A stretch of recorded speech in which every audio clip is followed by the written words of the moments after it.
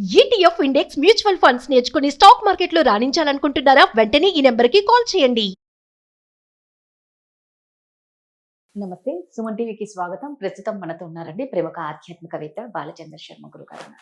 నమస్తే గురుగారు. నమస్కారం అండి. శ్రావణ మాసం, నిజంగా శ్రావణ మాసంలో ఏది చేసినా కూడా మంచి పుణ్యం ఉంటది, మంచి ఫలితాలు వస్తాయి అంటారు. ముఖ్యంగా ఏ మంత్రం జపిస్తే మంచి ఫలితం ఉంటుంది, మంచి పుణ్యం వస్తుంది? శ్రీమతే నమః, శ్రీ గురుభ్యో నమః. మనకు శ్రవణము అంటే వినడం, శ్రవణ నక్షత్రము అనేటువంటిది నక్షత్రం, శ్రావణ మాసము అనేది మాసం యొక్క పేరు. ఈ మూడు ఒకటే వాస్తవంగా. శ్రవణ నక్షత్రం విష్ణుమూర్తి యొక్క నక్షత్రం.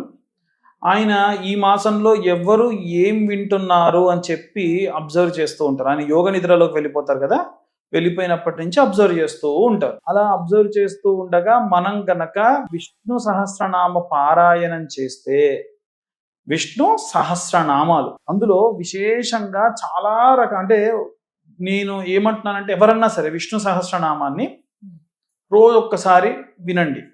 మనకు మనస్సు కోతి ఏమవుతుంది అని అంటే చాలా తొందరగా వేరే వేరే వాటిలోకి వెళ్ళిపోతుంది. మనకు శాంతాకారం భుజగచైరం పద్మనాభం సురేష్ గారు డబ్బులు ఇవ్వాలి, నాకు ఎంత ఇవ్వాలి, 5,000 రూపాయలు ఇవ్వాలి, ఈ ఆలోచనలోకి కామన్. మనమంతా కూడా లౌకిక ప్రపంచంలో ఉన్నాం కాబట్టి మళ్ళా తేరుకుంటాం. అప్పటికి అది ఎక్కడికో వెళ్ళిపోతుంది, క్షీరో ధర్మ ప్రదేశ్ అక్కడికి వెళ్ళిపోతుంది. ఇలా వెళ్ళిపోయినప్పుడు మనం ఏం చేయాలి అని అంటే, వీలైనంత వరకు మనస్సును అదుపులో ఉంచుకున్నారా, ఇదేదో ఉంది, ఇదేదో మంత్రం కొంచెం జపిస్తున్నప్పుడు చాలా మంచిగా ఉంది, ప్రశాంతంగా ఉంది అని చెప్పి మనకు మనం చాలా రకాలుగా అనుకుంటాం. అలా అనుకొని మనం తొందరగా మళ్ళీ దానికి ఎడిక్ట్ అయిపోయేటువంటి అవకాశం ఉంటుంది. ఇలా ఒక 11 రోజుల పాటు విష్ణు సహస్రనామాన్ని గనక విని, తర్వాతకి మళ్ళీ ఒక 11 రోజుల పాటు గనక దాంతో పాటు ఆ మంత్రంతో పాటు చదువుతుంటే మనకే తెలియకుండా రోమాలు ఎక్కబడుస్తుంది. మనకు అర్థం తెలియకపోవచ్చు, మనకు కొన్ని రకాలైనటువంటివి అర్ధ తాత్పర్యాలు తెలుస్తుండొచ్చు. చాలా అద్భుతంగా ఫీల్ అవుతుంది. విష్ణుమూర్తి సైతం ఈ మాసంలో ఒక మంత్రాన్ని జపిస్తారు. అది చాలా శక్తివంతం. కొంచెం చూసుకుంటూ చెబుతా, అందరు కూడా నోట్ చేసుకోవచ్చు కావాలంటే. ఖచ్చితంగా. ఓం శ్రీం హ్రీం క్లీం త్రిభువన మహాలక్ష్మై అస్మాకం దారిద్ర్య నాశయ ప్రచుర ధన సమృద్ధి దేహి దేహి క్లీం హ్రీం శ్రీం ఓం.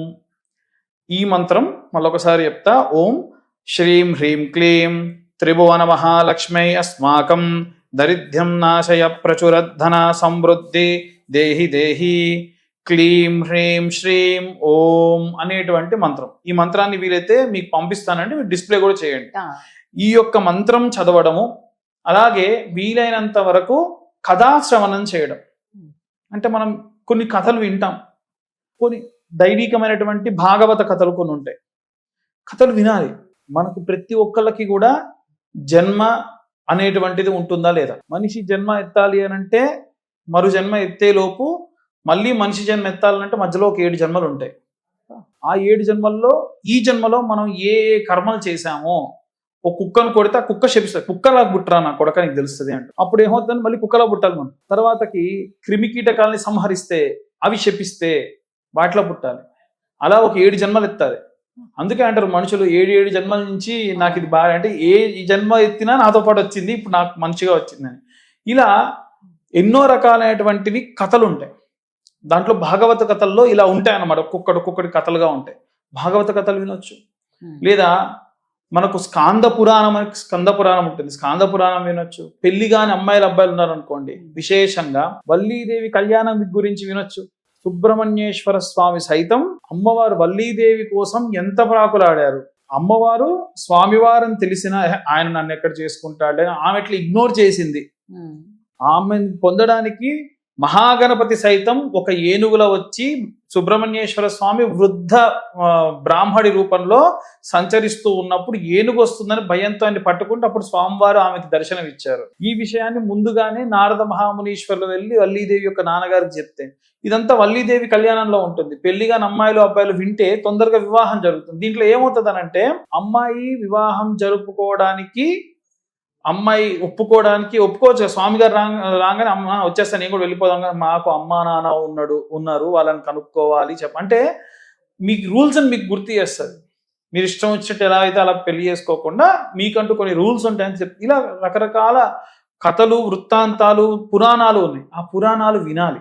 వీలైతే స్థల పురాణాలు ఉంటాయి కొన్ని. ఇవి ఏంటంటే వింటుంటే మనం ఒక మమేకం అయిపోతాం. అది అంత అద్భుతంగా ఉంది. ఈసారి అడ్డమైన ట్రిప్పులు వేయకుండా పలానా చోటికి వెళ్దాం. త్రిపురాంతకం అనేటువంటి ప్లేస్ ఉంటుంది. దాని గురించి రాక్షసుల్ని స్వామివారు ఒకే బాణంతో అది ఇప్పటికీ ఉంటుంది మన త్రిపురాంతకం. చాలా అద్భుతంగా ఉంటుంది. అక్కడ బాలా త్రిపుర సుందరి అమ్మవారు, స్వామివారు, అలాగే చిన్నమస్త అమ్మవారు ఉంటుంది. తల ఇలా తీసి ఇలా చేతులు పట్టుకుని ఉంటారు అమ్మవారు. అక్కడ అలాంటివి ఉంటాయి. ఇలాంటి స్థల పురాణాలు, దేవి భాగవతంలో నుంచి కొన్ని, అలాగే శ్రావణ మాసంలో విశేషంగా ఏమేమి వ్రతాలు చేసుకుంటారు వాటి గురించి, చారుమతి లాంటి వారి గురించి, మంగళ గౌరీ వ్రతాలు ఎందుకు చేస్తారు వాటి గురించి రకరకాల కథలు ఉంటాయి. ఇవి వినాలి. శ్రవణం చేయాలి అని అంటే సాంగ్స్ వినడము, ఈ వెబ్ సిరీస్లు చూడడము కాకుండా కథాశ్రవణం, పుణ్య శ్లోకాలు వినడం, ఇలాంటి మంత్రాలు చదవడం, విష్ణు సహస్రనామ పారాయణం చేయడం, రుద్ర నమ్మక చమకాలతోని వీలైతే రుద్రుడికి అభిషేకం చేయడం, ఇవన్నీ కూడా మనిషికి విశేషమైన శక్తిని ఇస్తుంది. ఆరా పెరుగుతుంది. ఇప్పుడు మనం ఎన్ని కోట్లు పెట్టినా కొనుక్కోలేనటువంటిది శ్రావణ మాసంలో ఇవన్నీ చేయడం వల్ల కొనుక్కోవచ్చు. ఎలా అంటే ఆరా పెరిగితే ఏమవుతుందండి, ఏం జరగబోతుందో ముందే తెలుస్తుంది. ఒక దేవాలయంలో అన్నదానం జరుగుతుంటే టేబుల్స్ అన్ని భుజాల మీద వేసుకొని వాళ్ళు వెళ్ళిపోతారు కదా. నేను కళ్ళు మూసుకొని ప్రదక్షిణలు చేస్తున్నా. ఇలా ప్రదక్షిణ చేసే టైంకి ఒక అతను ఇలా వచ్చాడు. నాకు ఎక్కడి నుంచి తెలిసింది, ఇలా అన్నా అంతే, ఇట్లా వెళ్ళిపోయింది అది. లేకపోతే ఇంతవరకు నాకు మచ్చ ఉండేది, ఆ దెబ్బ తగిలి ఉంటే. చాలా వెయిట్ గా ఉంటాయి కదా అలా.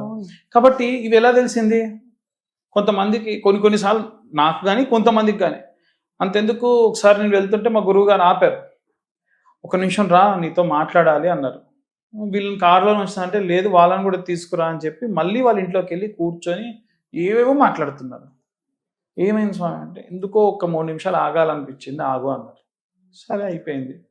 వాటర్ తాగాము, టీ తాగాము, మళ్ళీ వెళ్ళిపోయాము. మేము ఆ 4-5 మినిట్స్ అయితే ముందు వెళ్ళిపోయింటే చెట్టు పడేది కరెక్ట్గా. మా ఇంటి ముందు చెట్టు కట్ చేస్తున్నారు అనమాట. అది కట్ చేస్తున్నారు, సరిగ్గా కట్ అవ్వలేదు, బాగా గాలి వచ్చింది, పడిపోయింది. సో కొన్ని తెలుస్తాయి అట్లా కొంతమందికి.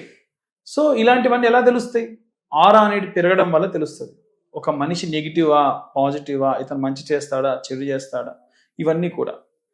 నేను ఎప్పుడు చాలాసార్లు చాలా మంది చెప్తానండి, ఆడవాళ్ళు ఏ మంత్రము ఏం చదవక్కర్లా, ఒకే ఒక్క మంత్రాన్ని 10,000 సార్లు చదవాలి సంవత్సరంలో. రీసెంట్ గా విధిశేఖరేంద్ర భారతి స్వామి వారు కూడా అన్నారు, రోజుకు ఒక 30-35 సార్లు చదివితే వారికి చాలు.